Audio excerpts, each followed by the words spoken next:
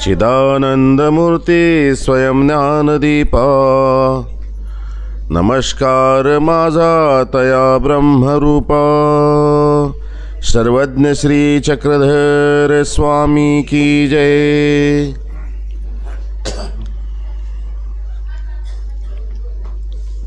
आज श्रीमद् भागवत भगवद गीता जयंती। भगवत आणि भागवत दोघांमध्ये फरक आहे।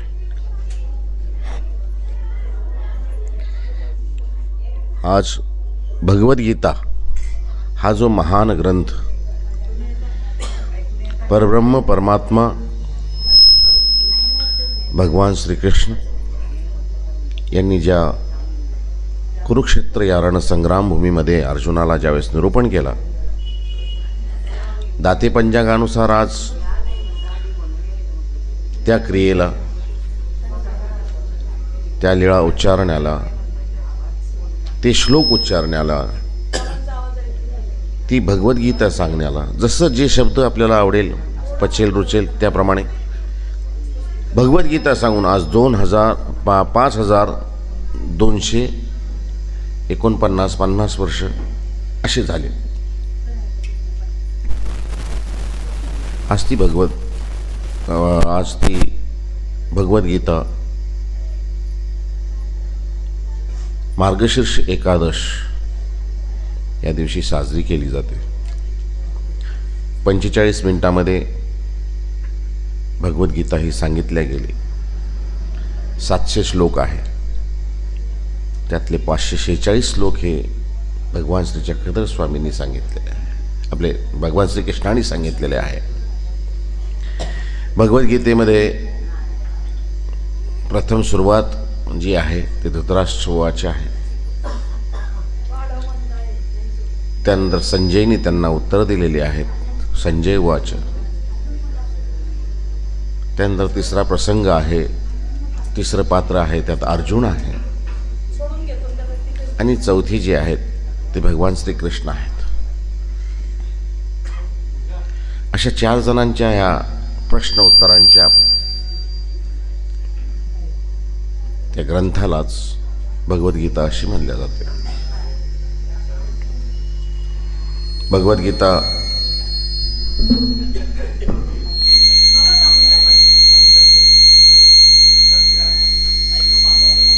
भगवत आणि भागवत दोघातला फरक हा आहे, भगवद्गीता ही संपूर्ण जगासाठी सांगितली गेलेली आहे। हे तत्वज्ञान आहे। गेय म्हणजे गीत। आता आपण त्याला गीत रूपाने उच्चारतो, गीत रूपाने नाही ती तशी। गीत रूपाने आहे का? जसे आपण एखादी कविता म्हणतो, त्या कविता रूपाने आपण ती तशी आहे का ती भगवद्गीता? तशी नाही। अर्जुनाने प्रश्न विचारलेले आहे आणि श्रीकृष्ण महाराजांनी त्याला समर्पक अशी उत्तरं दिलेली आहेत। अर्जुनाने विचारलं, देवा मी कोण आहे, आपण कोण आहात? मग याला गीतेमध्ये म्हणायचं काय, गीतामध्ये म्हणायचं काय? तसं नाही, हे प्रश्न उत्तर आहे। या भगवद्गीतेमध्ये 4 पदार्थ स्वतंत्रपणे मांडल्या गेलेले आहेत। हेच महानुभाव तत्वज्ञान जे आहे बेसिक आहे। महानुभाव तत्वज्ञानच भगवद्गीता आणि ब्रह्मविद्याशास्त्र यावर आधारित आहे। महानुभाव ब्रह्मविद्याशास्त्रांचं फाउंडेशन जे आहे, पायाभूत जे आहे, ते भगवद्गीताच आहे। अशी भगवद्गीता जयंती आज 5250 वर्षापूर्वी उच्चारल्या गेलेली आहे। भागवत आणि भगवत, भागवत म्हणजे गोपाळकृष्ण महाराज, त्यांचा परिवार, त्यांचे सवंगडी, अशा संपूर्ण परिवारांचं वर्णन ज्यामध्ये आहे त्याला म्हणतात भागवत। आणि भगवद्गीता म्हणजे अर्जुनाने विचारलेले प्रश्न आणि श्रीकृष्ण महाराजांनी दिलेले उत्तर. आज ती जयंती आहे. त्या जयंतीनिमित्त सगळ्यांना आज फार फार शुभेच्छा. भगवद्गीतेवर आपण सगळ्यांना आता संध्याकाळी आजचा जो सत्र आहे भगवद्गीतेवरच सांगावं असं आमच्या ताईसाहेबांचं म्हणणं आहे. 700 श्लोकाची जी भगवद्गीता आहे, मला वाटतं 10 दिवसामध्ये 7 श्लोक जरी सांगितले आपण तर भरपूर होतात. खूप झाले, अखंड जरी बोलत राहिलो तरी 7 श्लोकही व्हायचे नाही. पण तरी आज आपण त्यातला एक विषय घेऊया आणि एका विषयावर बोलूया. आम्ही ईश्वराला जाणू शकत नाही, ईश्वराला जाणण्यासारखं नाही बी काही. काय जाणणार आहे आम्ही? जो ब्रह्मविदेचा जनिता तुम्ही त्यासी धरू पाहता, तो कैसा लागेल हाता. तो ब्रह्मविदेचा जनिता आहे, ब्रह्मविद आहे तो. तुम्ही त्यासी धरू पाहता. आपण त्याला धरण्याचा प्रयत्न करतोय, धरण्याचा प्रयत्न करतोय म्हणजे हाती तो लागतच नाही. शब्दरूपाने धरण्याचा प्रयत्न करतोय, आकळण्याचा प्रयत्न करतोय. देव कसा असेल शब्दानी आहे फक्त. देव असा आहे. श्रीकृष्ण महाराज कसे आहे आम्ही सांगू तुम्हाला. श्रीकृष्ण महाराज असे आहेत, असे आहेत का याच्यापेक्षा कितीतरी सर्वांग सुंदर आहेत. अजून एक एक पैलू आहे देवाचा. तो जेवढं आपल्याला कळतं, जेवढी आपली बुद्धीची बुद्ध्यांक असतो त्याप्रमाणे आपण ओळखण्याचा प्रयत्न करतो, जाणण्याचा प्रयत्न करतो. पण तसा आहे का? परमेश्वर तो अमूर्त आहे, अनंत आहे, अमर्याद आहे. अनंत तो अनंत की भगवान श्री चक्रधर स्वामी सांगतात. अनंत परमात्मा अनंत आहे, ज्याचा कधी अंतच लागत नाही, त्याला अनंत म्हणतात. असा तो परब्रह्म परमात्मा आम्ही त्यासी धरू पाहतो. कशाने? शब्दरूपाने. तो कैसा लागेल हाता. तो आमच्या हाताला कसा लागेल? तो ईश्वराला जाणण्यासाठी मौन व्हावं लागतंय, दिग्मूढ व्हावं लागतंय. काहीच कळत नाही आम्हाला देवा, काहीच कळत नाही. एकाने विचारलं, देवा गुरुजवळ गेला, गुरुदेव भगवद्गीता सांगा. मला समजत नाही, मला कळत नाही. ते म्हणाले, काय कळायचे, काय समजायचं? भगवद्गीतेचा वरचा फोटो पाहिला काय? ते म्हणाले, हो. काय त्या फोटोमध्ये? ते म्हणाले, एक रथ आहे, त्यात श्रीकृष्ण आहे, त्यांच्या हातात लगाम आहे त्या रथाचे, आणि मागे अर्जुन उभा आहे. ते म्हणाले, एवढं समजलं ना, झाली भगवद्गीता. ते म्हणाले, समजलं नाही. म्हणाले, रथन्याय हे भवसागर आहे, अर्जुनासारखा तू आहे. तुझ्या जीवनाचे लगाम भगवान कृष्णाच्या हातामध्ये आहे. एवढं तुला कळलं तरी सगळं समजलं? ते म्हणाले, अजूनही नाही कळलं. ते म्हणाले, श्रीकृष्ण महाराजांना समर्पित होऊन जाय. जसा अर्जुन दिग्मूढ होऊन त्या ठिकाणी अर्जुन विचार करतो की देवा आता कसं करू, आणि देव सांगतायत तसं देवाजवळ अगदी निष्पाप होऊन त्या ठिकाणी ईश्वराच्या शरणी जाय. आपल्या जीवनाची बागडोर जी आहे ती देवाच्या हातामध्ये समर्पित कर. आपल्या जीवनाची लगाम देवाच्या हातामध्ये दे. देव बराबर तुला भावसागरातून पार करतील. कशाला जास्त चिंता करतो? तू करता वही जो तू चाहता है, लेकिन होता वही जो वो चाहता है. इसलिए तू कर वही जो वो चाहता है, फिर होगा वही जो तू चाहता है. है की नाही? तू करता वही जो तू चाहता है. आपल्याला जे वाटतं आपण ते करतो. होता वही जो वो चाहता है. पण जे घडतं येते तर देवाच्या हातात आहे. मी आता असं केलं, पण मी विचारच केला नव्हता हो असं होईल, पण झालं. मग केलं कोणी? त्याने केलं. आपण एक झालं एक. नेहमीच असं होतं. मग त्याच्यापेक्षा असं करावं ना, जे देवाने सांगितले ते करावं. तू कर वही जो वो चाहता है, फिर होगा वही जो तू चाहता है.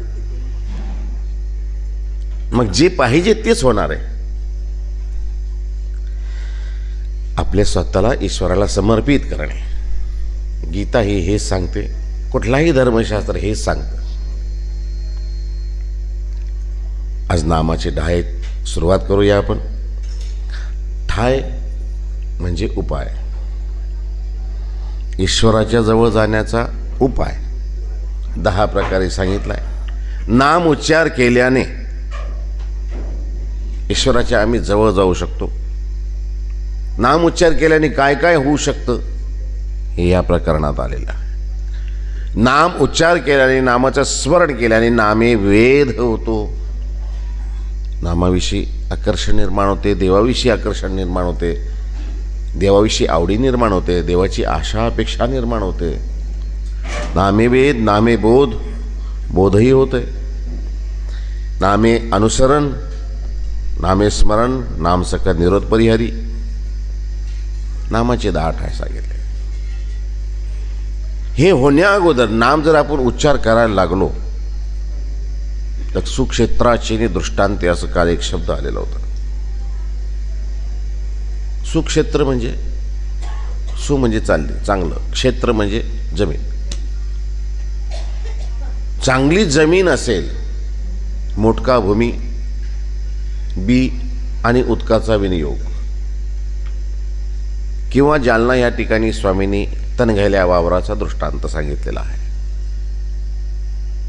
चांगली आपण जमिनीमध्ये, आता शेतकरी माणसं आपण आहोत, भारतीय आहे ती व्यवस्था, 80% शेतकरी माणसं, शेती कृषीप्रधान देश हा, शेतीविषयी सगळ्यांनाच माहिती. जमीन असते, जमिनीला नांगरलं जातं, दुनल्या जातं.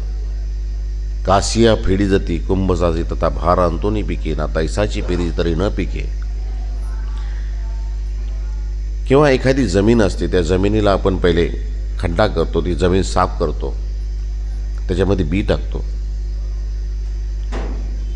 चांगली साफसफाई केलेली ती साफ झालेली जमीन, त्यामध्ये पडलेलं बी, त्याच्यानंतर त्याला दिलेलं पाणी, त्याला दिलेलं खत, काही दिवस त्याची वाट पाहिल्यानंतर त्याला अंकुर फुटतो, डिंब फुटते, डीर फुटते. छोटं असते, त्याचं राखण करत असतो आपण, राखण करावं लागते. झाड दमादमाने मोठे होते, एवढा मोठा होतो की हत्तीने त्याला झुंज दिल्यानंतर, वडाचं झाड हत्तीनं झुंज दिल्यानंतरही त्याला काही फरक पडत नाही. माणसाचं अंतःकरण आहे, पहिले शुद्ध करावं लागते, त्याला साफ करावं लागते. अनंत सामाय तेत अनेक न सामाय. इतर ज्या वस्तू आहेत, ज्या त्या मनामध्ये आहे, हृदयामध्ये आहे, द्वेष आहे, मत्सर आहे, हेवा आहे, कलुषित आपलं मन आहे, आपली बुद्धी आहे, तर त्या हृदयामध्ये परमात्मा येणार नाही. परमात्माला या हृदयामध्ये, एवढंसा हृदय येतो, छोटासा आहे, त्या हृदयामध्ये परमात्माला जर विसावा, त्यांनी राहावं अशी जर आपली इच्छा असेल तर पहिले ती शुद्ध करावं लागतं, साफ करावं लागतं, निष्पाप व्हावं लागतं, निष्पाप बनवावं लागतं. अंतःकरणाला कुटिलता सगळी काढून फेकावी लागते, मत्सर काढून फेकावं लागतात, द्वेष काढून फेकावं लागतं. सुंदर आणि साफ झालेल्या त्या हृदयामध्ये मग ईश्वराच्या नामाचा अंकुर टाकावा लागतोय, बी टाकावे लागते. मग बी टाकल्यानंतर ते अंकुराला पावते आणि त्याला खत असेल ज्ञानाचा, गुरुजनाचा, सत्संगाचा, ती वाढत जाते. वाढता वाढता वाढता इतकंही वाढते की हत्तीने वेंज दिले आहे, नंतर हत्ती त्याला लावले, झोंबायला लागले तरी ते तुटत नाही. तनघैले वावर असे, असं दृष्टांत दिले तनघैल्या वावराचं. तनघैले वावर असे, तनघैले म्हणजे तण दाटलेले आहे. जमिनीच्या आतमध्ये घास गवत उगतात, काँग्रेस उगतात. काँग्रेस ही उगल्याची अशी जात आहे काँग्रेसची की त्याला वर उपटल्यानंतर ते निघून जाते कच्च्यामध्ये. पण ते जर पिकलेलं असेल तर त्याचे बारीक बारीक जे असतात ना, ती वरची ती खाली पडतात, झाड उपटल्या जातात. पण पुन्हा दर पुढच्या वर्षी थोडंसं पाणी पडलं की पुन्हा उगतं. ते त्या कच्च्या अवस्थेमध्येच त्याला काढून टाकावं लागतं. तनघैले वावर असते. तनघैले म्हणजे अजून एक जात आहे त्याची, ते तणे असतात, ते वरून तर फार कमी दिसतात पण आतून असे वाढलेले असतात, त्याच्या गाठी असतात, त्या घास गवताच्या आतमध्ये वाढलेल्या असतात. वरून काढताना आपण असं काढलं की ते वरचं निघून जातं, पण आतमध्ये जे गाठी असतात ना, त्या गाठी पुन्हा पसरतच जातात. तनघैले वावर असे, ती आंतू बाहेरी तणे दाटले असे, वरूनही दिसतं आणि आतमध्येही पसरत जाते. तथा झाले असे. नांगरीचे दुनीचे, त्याला नांगरावं लागतं त्या जमिनीला, त्याला धुनावं लागतं, साफसफाई करावी लागते त्या जमिनीची. ते आतले जे कास्या आहे ते कास्या ओढून काढावे लागतात बाहेर, आणि ओढून काढल्यानंतर लांब शेताच्या बाहेर बांधावर टाकावे लागतात त्याला, आणि शुद्ध सुपीक झालेली ती जमीन मग त्याच्यामध्ये बी टाकावं लागतं. बी टाकल्यानंतर मग कुंभचासी तथा भार आणतोनी पिके, बी, खत, पाणी या सगळ्यांचा संयोग झाल्यानंतर भरघोसपणे त्या शेतातून पीक काढता येतं आहे आपल्याला जे पाहिजे ते, आणि तैसाची पेरली तरी न पिकेत. आणि तसंच आतमध्ये तण आहे, घास गवत आहे, आणि त्याच्यामध्ये आपण जर बी टाकल्यावर खती टाकून राहिलो, पाणीही देऊन राहिलो, पण ते घास गवत जे असतं ना ते बीला वाढूच देत नाही. असं जरी वाढलं तर ते फळाला येत नाही. म्हणून पहिले मन शुद्ध करून, अंतःकरण शुद्ध करून, हृदय निष्पाप करून, मग शरीराला, मनाला, बुद्धीला ईश्वराला समर्पित करणे, ईश्वराच्या नामस्मरणामध्ये गुंतवणे, ईश्वराच्या सेवेमध्ये, सत्संगामध्ये लावणे, आणि जीवाचं कल्याण करून घेणे, हे सर्वात सोपा आणि सुलभ उपाय आहे. नामाचे 10 टायामध्ये सांगत असताना काल सांगितलं की तरी नामे वेद केवी ना डोमेग्रामी छिन्न पापी माहिमभट्टाच्या लीळेची न्याय. माहिमभट्ट षटशास्त्र संपन्न सरालेकार माहिमभट्ट त्यांना म्हणलं जातं. 5 शास्त्राचा अभ्यास त्यांनी आपले सासरे बुवा अर्थात मामा त्यांचे जे होते गणपत आपोय त्यांच्याकडे केलेला आहे. ज्ञानानंतर अहंकार आला. 6वं शास्त्र आंध्र प्रदेशमध्ये शिकून आले. अहंकार वाढतच गेला. गुरुकुळामधून निघाल्यानंतर महाराष्ट्रामध्ये येत असताना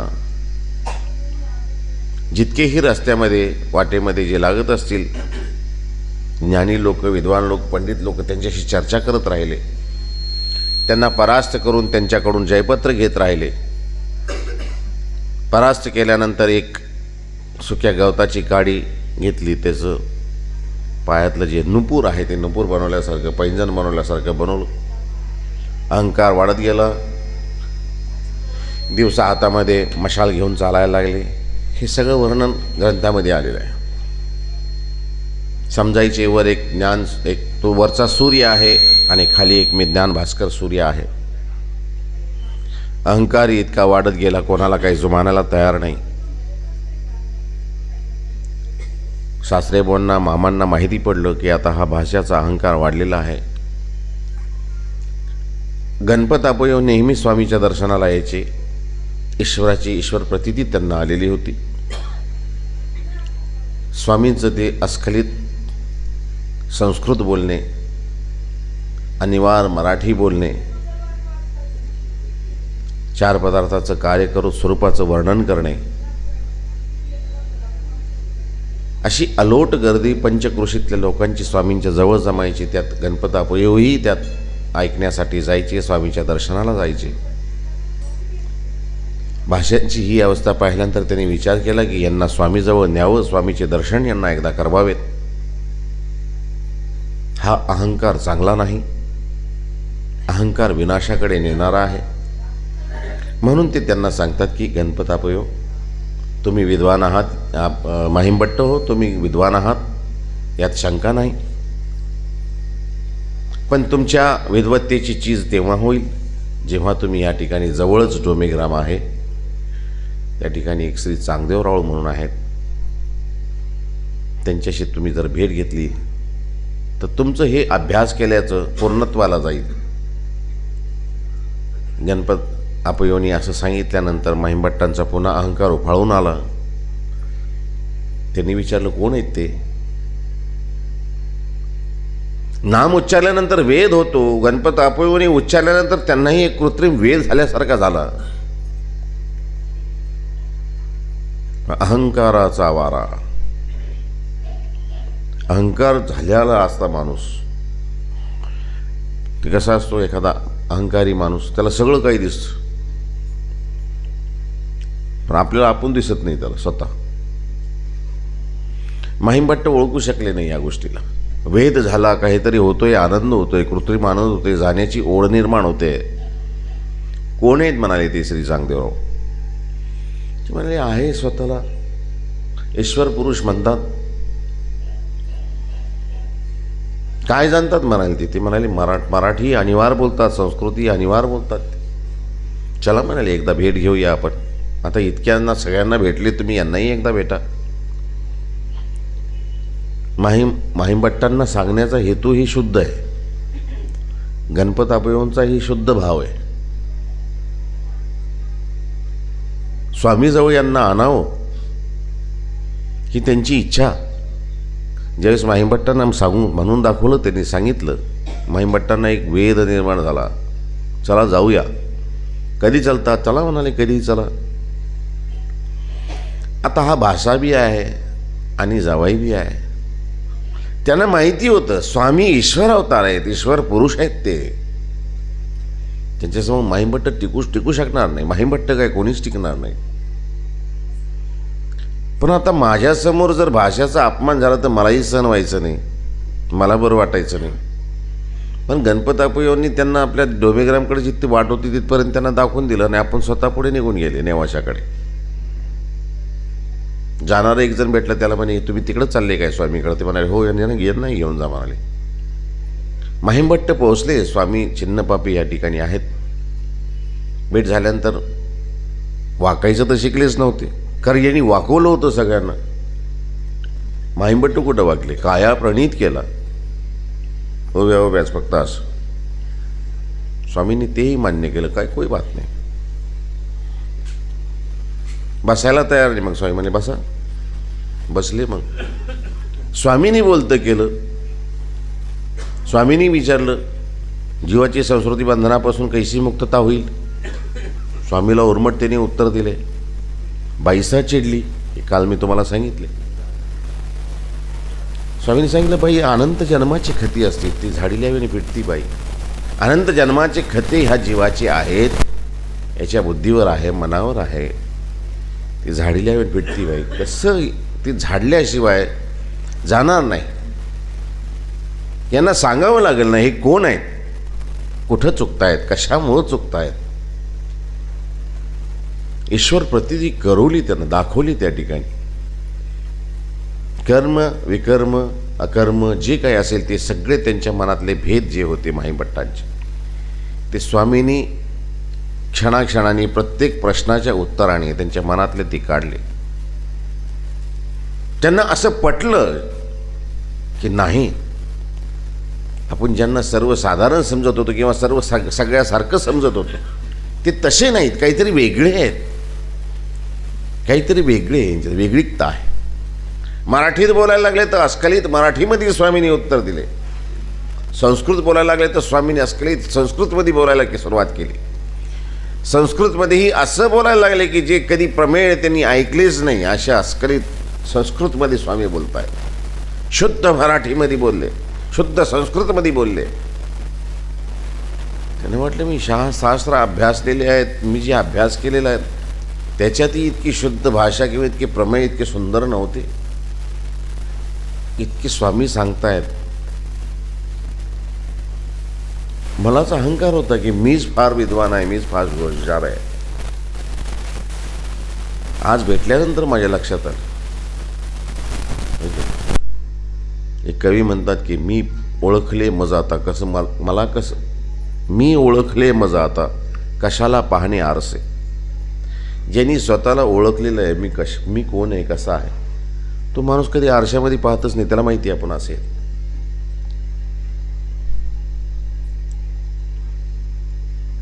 माहीमभट्टांना जेव्हा दिसलं की मी कुठे आहे, मी समजत होतो की मी सर्वोच्च या भूतलावरचं एक ज्ञान भास्कर आहे मी. आता त्यांना कळलं की मी कुठे आहे. देवापुढे माणूस पाला पाचोळा रे.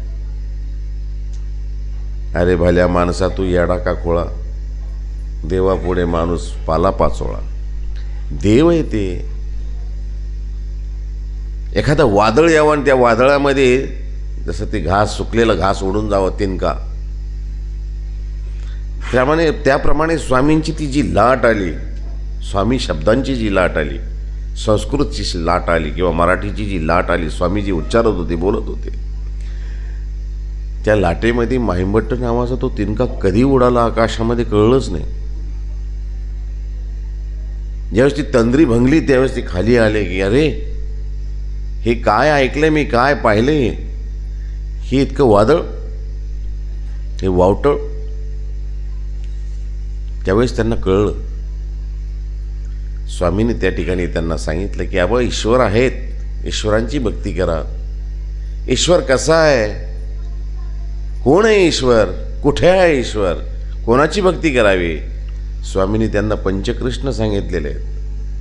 कृष्ण प्रभू दत्तात्रय महाराज, चक्रपाणी महाराज, गोविंद प्रभू, चक्रधर स्वामी, बोध आणि बोधशक्ती ते येथूनच किंगा, हे वचन त्या ठिकाणी उच्चारलं. हस्तीचा दृष्टांत सांगितला. परमात्मा कसा आहे म्हणाले. एका गावामध्ये एक हत्ती आला. अवघे जत्यांद हस्ती पाहू गेले. जत्यांद म्हणजे जन्मापासून जी आंधळे आहेत ते हत्ती पाहायला गेले. कोणी सोंड पाहिली, कोणी पाय पाहिलं, कोणी कान पाहिलं, कोणी पाठ पाहिली, कोणी पोट पाहिलं, कोणी पूस पाहिली. मग सगळे एकमेकाला सांगायला लागले, हत्ती पाहिला का, कसा आहे. सोंड देखील तो म्हणे हत्ती मुसळासारी काय. कान देखील तो म्हणे हस्ती सोपासारी काय. पाठ देखील तो म्हणे हस्ती भीतीसारखा आहे. पोट देखील तो म्हणे हस्ती कोथळ्यासारी काय. कोथळा म्हणजे पोत, गावाचं ज्वारीचं पोत, तसं आहे. पूस देखील तो म्हणे हस्ती खराट्यासारी का. मग त्यामध्ये एक जो डोळस होता तो आला. ते म्हणाले काय चर्चा चालली. ती म्हणे हत्ती पाहायला गेलो, हत्ती पाहिला, हत्ती असा असा आहे. ते म्हणे तुम्हाला हत्ती कळलाच नाही. म्हणे का. अरे असा थोडंच हत्ती असतो म्हणाले. हत्ती हा सर्व अवयवांनी युक्त तो हत्ती आहे. तैसे जयाशी जी विद्या प्रकाशिली तयासे तो परमेश्वर म्हणे. जिथं समजलं, दिसलं, जे वाटलं त्याला तो परमात्मा वाटलेला आहे. परमात्मा असा आहे, परमात्मा तेवढा आहे. विभूती अध्यायामध्ये सांगितलेलं आहे. झषा नाम कर चास्मी, जान्हवी मी, राम मी, शंकर मी. असं आहे काय, असं आहे परमात्मा. सगळ्या शेवटी सांगितलं विष्टभ्याहम इदम कृष्ण मे कांक्षेन स्थितो जगात. हे सगळं माझं एक अंश आहे. ह्याच्या व्यतिरिक्त मी कितीतरी आहे, अनंत आहे. असा परमात्मा आहे तो. छिन्न पापी माहीम भट्टाची लिळेची न्याय, तेची केविना हस्तीची दृष्टांते, तेची केविना सर्वज्ञ म्हणले. बोध आणि बोध शक्ती ते येथोनीची किंगा, म्हणून नामे बोध. जीवाला बोध होणे, बोध होणे म्हणजे जीवेश्वरा भाव उमटणे. वेद म्हणजे आवडी, बोध म्हणजे जीव आणि ईश्वर, जीवेश्वरा. मी कोण आहे, मी कोण आहे, मी जीव आहे. भगवान कोण आहेत, स्वामी कोण आहेत, परमेश्वर आहे. जीवेश्वरा मला समजणे, कळणे. मी किंकर आहे, मी दास आहे, मी सेवक आहे. परमेश्वर सेव्य, जीव सेवक, सेवा करून घेणारे. आमचं साध्य आहे ते. आम्ही साधक आहे, आम्हाला साधन आचरायचे. साधन आचरून ईश्वरापर्यंत जायचे, साध्यापर्यंत पोहोचायचे. बोध आणि बोधाची शक्ती. बोध म्हणजे जीवेश्वर उमटणे, हा भाव समजणे. आणि बोधाची परीक्षा करती शक्ती, ती बोधशक्ती ती येथोनीच किंगा. स्वामी सांगतं असं सहज होत नाही आहे. सांगावं लागतं, पटवावं लागतं, दाखवावं लागतं. दाखवल्याशिवाय कळलंच नाही आहे. आज गीता जयंती आहे. हीच वेळ होती 10:45 गीता सांगत असताना. अर्जुनाला विश्वरूप दाखवलं 10:45 युद्धाची रणशिंग फुगल्या गेलेले आहेत. आता सगळे तयार आहे. दोन्हीकडची सेना, इकडे 11 अक्षयनी सेना, इकडे 7 अक्षयनी सेना आहे.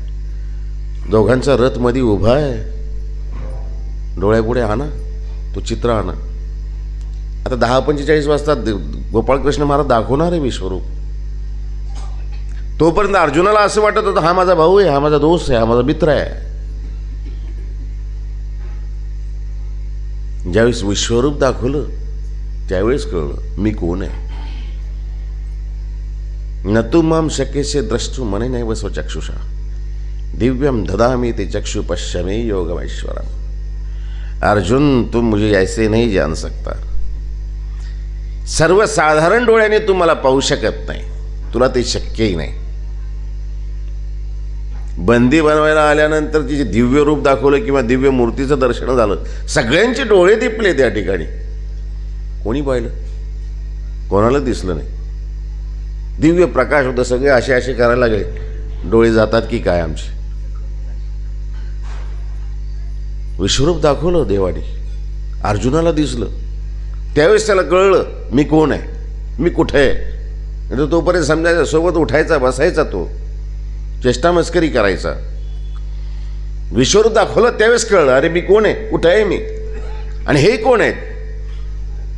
देवा मी तुम्हाला ओळखलं नाही। देव म्हणाले तुम्हाला ओळखू बी शकत नाही जोपर्यंत मी तुला दाखवत नाही। न तुम्हाला शक्यसे द्रष्टू, तू मला पाहू शकत नाही, पाहू शकत नाही तू। मने नैव सुचक्षुषा, तुला जे डोळे आहेत ना त्या डोळ्याने तू मला पाहू शकत नाही। सर्वसाधारण डोळे आहेत। तुला जर मला पाहायचं असेल तर दिव्यम ददामि ते चक्षु पश्यमे योगमैश्वरम, मी तुला दिव्य दृष्टी देतो, त्यांनी मला पाह, मग तुला मी दिसेल मी कसा आहे। पाहिलं तर त्यांनी काय पाहिलं? यथा नदीनां बहुंब मेघा समुद्रमेवा विमुखा द्रवंती। एवढ्या मोठ्या समुद्रामध्ये जसे त्या नद्या येऊन मिसळतात मिळतात, त्याप्रमाणे सगळं काही त्या गोपाळकृष्ण महाराजांच्या श्रीचरणाजवळ येऊन मिसळत आहेत। सगळे त्या श्रीचरणाजवळ आहे। विश्वरूप दाखवलं, विश्वाचं सगळं जे असतील नसतील सगळे त्या ठिकाणी दिसत। घाबरला तो, हे काय आहे रूप, भीती वाटते मला। बस करा देवा, कळलं मला सगळं, आता तुम्ही कोण आहे। विश्वरूप दाखवल्यानंतर बी 3 दिवस त्याचे 30 चाळे सुरू होते, तरी हातामध्ये शस्त्र उचलायला मारायला तयार नव्हता। ज्यावेळेस अभिमन्यू गेला त्यावेळेस त्याला कळलं, त्यावेळेस त्याला ती आग लागली मनामध्ये, हृदयामध्ये, आणि तेव्हा कुठं बाण उचलले आणि युद्धाला सुरुवात केली। भीष्मदेव घमासान युद्ध करतायत, देव सांगतायत अरे हे तुझं कार्य नाही, अरे हे माझं कार्य आहे, फक्त तो निमित्त आहे। त्याच्यामध्ये सांगितलंय तस्मात् तत्त्वमित्युष्ट यशोलभस्वम जित्वा भुंक्ष राज्यम समृद्धम मये वेते निहता पूर्वमेव निमित्त मात्रम भव सव्यसाचे। तू फक्त निमित्त मात्र आहे, करता करविता परमात्मा आहे। हे जे काही होऊन राहिलं, घडून राहिलं नाही, हे सगळ्या माझ्या इच्छेनं होऊन राहिलं, मी करून राहिलोय। मला करता येत नाही आहे। अरे मला करायचं तुम्ही लहानपणी केलं ना, तुम्हाला भागवतामध्ये सांगून राहिलं, काकू मारला, बकू मारले, पावक मारला, केशिया मारला, शकटासूर मारला, तृणावत मारला। अरे मला ज्याला माझ्या हाताने मारायचं होतं आणि त्यांना मुक्तीला न्यायचं होतं त्यांना नेलेलं आहे मी। हे माझ्या हाताने मारायसारखे नाही आहेत, यांना तुझ्या हाताने मारावं लागणार आहे। हे देवता फळाला पाठवायचे, हे माझ्या फळाला गेले ते, ज्यांना मी माझ्या हाताने मारले ते। ज्यांना स्वहस्ताने मारलं त्यांना आपलं पद दिलं देवानी, ज्यांना परहस्ते मारलं त्यांना देवतींची फळं दिले। अरे कौरवांना संपायला लागतं काय रे? अरे मला माझा धर्म आहे, माझी सृष्टी आहे, माझं घर आहे, मला कसं राखायचं मला चांगलं माहिती आहे। माझं घर कसं राखावायला कोणा सांगायची गरज नाही आहे। मय्याध्यक्षेन प्रकृती सुयेते सरचराचर, माझ्या अध्यक्षतेखाली या सृष्टीची रचना केलेली आहे। मी अध्यक्ष आहे, अध्यक्षाला माहिती आहे संस्था कशी चालवायची आहे, घर कसं सांभाळायचं मला माहिती आहे। पण मी तुला निमित्त केलंय, तू निमित्त आहे, उभा राहा, तू शस्त्र उचल, बाण चालव, मला माहिती आहे तुझं बाण तिथपर्यंत पोहोचत नाही आहे। तू बाण मारशील त्याच्या खाली माझं सुदर्शन चक्र आहे। अरे तू काही करू शकत नाही, तू करता करविता परमात्मा आहे। करणारे काय आपण आहेत का? काहीच होत नाही आपल्याकडून। अर्जुनाला विश्वरूप दाखवलं त्यावेळेस, अभिमन्यूला मारावं लागलंय। अभिमन्यू मेला नाही, मारावं लागलंय। दूर मत्स्य देशामध्ये गेले, त्यांना लांबपर्यंत निघून गेले। आणि मग द्रोणाचार्याने ज्यावेळेस केली व्यूहरचना केली, चक्रव्यूह रचल्या गेलं। अभिमन्यू चक्रव्यूह में फंस गया है तो। 2 वेळे त्यांनी तोडले। मग 8 जण आले, त्याला घेरलं. मेल्याचं दुःख नव्हतं, पाठीमागून वार केल्या गेले, पाणी मागत असताना डोक्यावर लात मारल्या गेली, याचं दुःख जास्त होतं. मागून वार केला हो. ज्यावेळेस हे कळलं, हे दुःख पाहिलं, गोपाळकृष्ण महाराजांचा भासाही होता, आवडता होता, सगळ्यात आवडता शिष्य आहे. देवालाही फार वाईट वाटलं होतं ते. अर्जुन तर धाय मोकळून रडायला लागलेला आहे. मग कुठं शस्त्र उचलले. अरे आता तरी ऐक, आता तरी मी सांगतो तसं कर. मग चिडला अर्जुन. तरी पितामह समोर आल्यानंतर कसं मारू, कसं करू, चालूच होतं त्याचं रथ मोडलं गेलं. देवाने शपथ खाल्ली होती, न धरी मी शस्त्र. 4 गोष्टी सांगेन युक्तीच्या. रथाचं चाक उचलावं लागलं देवाला. भीष्मदेव तेच वाट पाहत होते. आओ गोवर्धनधारी वसुदेव देवकी नंदन वासुदेव गोपाळ कृष्ण महाराज, ह्याचीच तर वाट पाहत होतो मी. मरणार तर आहे, इच्छा मृत्यूचं वरदान आहे, परंतु आपल्या हाताने मला मृत्यू यावं, याच्यापेक्षा अजून सौभाग्य माझं काय आहे. हे भीष्मदेव आहेत, ईश्वराला जाणत होते. विष्णूचे अवतार मानायचे. परमेश्वर अवतार जर मानलं असतं तर काहीचं काही झालं असतं. विष्णूचे अवतार समजायचे. कोणतरी आहे, पुरुषोत्तम आहे. बोध आणि बोधशक्ती ते थोनेच किंगा, म्हणून नामे बोध. ईश्वराच्या नामाने बोध होतो. जीवेश्वर काय आहे हे कळतं. तरी नामे अनुसरण केविना, नामाने अनुसरण घडतं हे कसं. ना डोमे ग्रामी देमाईसा, कुष्टी धर्म निरूपणे ते लीळेचे न्याय. डोमेग्रामची लीळा आहे, राजमठातली लीळा. आतल्या स्थानावर स्वामींचं अवस्थान आहे. त्या ठिकाणी साधा आणि देमाईसा दोघे येतात, स्वामीला दंडवत करतात. आल्यानंतर स्वामी देमाईसाला सांगतात, या बाई या. आतमध्ये आले, साधा आले. तुम्ही या म्हणाले, स्नान करून या. ती म्हणते, देवा अरे आम्ही तुमच्याजवळ सगळं घरदार सोडून येतो आणि तुम्ही आम्हाला बाहेर लावता. काय तुमचं काम. ते म्हणाले, काय सोडलं बाई, तुझ्याजवळ होतच काय. नवरा होता तो मेला, पोरगा होता तोही मेला. नवरा तर चला बा, नवऱ्याचं दुःख आहे, होणारच आहे, होतच होतं. पोरगं होतं ज्याच्या जीवासाठी जगावं, ज्याच्यासाठी जगावं, तोही गेला. नवरा गेला, रंगबिरंगी साड्या नेसणं गेलं, लेणं नेसणं गेलं, काय की नाही. बरं चला तेही मान्य केलं, वस्त्र तर आहे, पांढरं वस्त्र का असना, साधं वस्त्र का असना. मुलगाही गेला, गोडधोड खाणंही गेलं, सगळं राहिलं. गोडधोड खायला लागलं तर म्हणते आपण लोक शेजारी पाजारी म्हणते, याला काय पोरगं गेलं तरी याला काही वाटत नाही हो, चांगली हसती खेळती हो, चांगली मस्त करते राहते, लोक जग जग नाव ठेवते. तू आहेस काय तुझ्याजवळ. नवरा नाही, पोरगं नाही, पोरगं होतं ते बी गेला, खायला नाही, लिहायला नाही, नेसायला नाही, काय तुझ्याजवळ. इथं येते तू. अरे इथं परमेश्वराचं सन्निधान आहे, इथं राहायला भेटतं तुला, आनंद आहे तिथं. इथं ईश्वराजवळ आनंद आहे. ईश्वरीचं शास्त्र आहे, मी तुला सांगतो. आम्ही जाय म्हणून सांगितलं की असे लगेच कधी कधी आपल्याला तसं प्रसंग येतं. इथं मंदिरामध्ये आले, आश्रमात आले, आपल्याला कधी कधी राग येतो. संचालक आम्हाला असे बोलले, संचालक आम्हाला आमच्याकडे पाहत नाही. अरे काय आमचं संसारात, काय आमची किंमत काय आहे, झिरो आहे. कधीतरी तुम्हाला आयुष्यामध्ये एक प्रसंग असा येतो की आपल्या स्वतःच्या क्रियेवर आपल्याला असं वाटतं की यार आपण चुकलो की काय. आणि आयुष्यामध्ये येतच ते प्रसंग. एक वेळा आपल्याला असं वाटतं काय वा किती करा संसारात, आपण शेवटी झिरो आहे, काय किंमत आहे आपली. इतकाच वेळ आपण देवाच्या आश्रमामध्ये, देवासाठी मंदिरामध्ये जर साधू संतांच्या संगतीमध्ये जर घालवलं असतं तर कल्याण झालं असतं, अजरामर नाव झालं असतं आपलं. बाईसांचं नाव घेतलं जातं, उमाईसाचं नाव घेतलं जातं. स्वामींच्या सन्निधानामध्ये जे भक्त आहेत त्यांचं नाव घेतलं जातं. त्यांचं नाव घेतल्याने सुद्धा आपल्याला गोमटं होतं. असं सांगतात, तुम्हा अनंता सृष्टी अतिक्रांता. हो, स्वामीच्या सन्निधानामध्ये राहिल्यानंतर अनंत जन्म त्यांचे लेखी लागलेले आहे.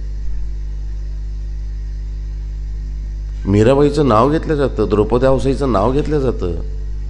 नाव आलं द्रौपदावसा, स्वामींनी उच्चारलंय. भाग्य आहे. कोण कोणाचं नाव घेते?